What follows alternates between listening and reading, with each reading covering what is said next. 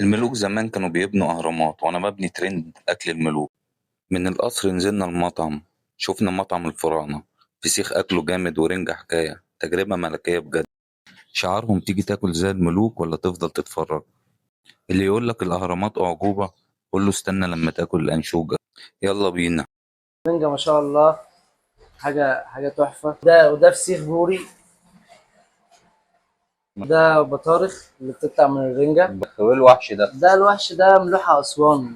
اه. ده بتاع أسوان بقى. بمناسبة الرنجة بقى، تعرفوا اللحمة فسيخ؟ لا، ايه اللحم الفسيخ ما ده؟ اكلتهاش قبل كده. تعرفوش اللحمة فسيخ؟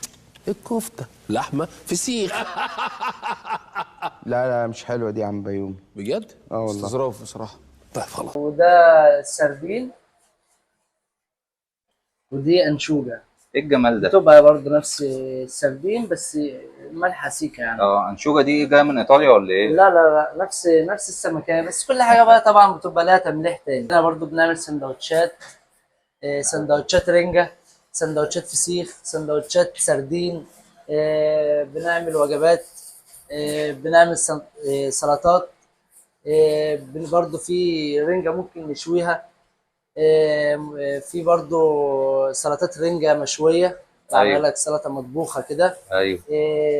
في برضو عندنا سلطات تونة، سندوتشات تونة، كل اللي انت متخيله احنا هنعمله لك. ما شاء الله انت عليك. بس تنورنا ما شاء الله واحنا تحت عليك، والناس امرك. كلها تيجي تنوركم حبيبي يا بإذن غالي. الله. فسيخ الفراعنة عنده كل حاجة حلوة، عنده الفسيخ وعنده الرنجة وعنده البطارخ، وكل حاجة انت نفسك فيها هتيجي هنا هتلاقيها.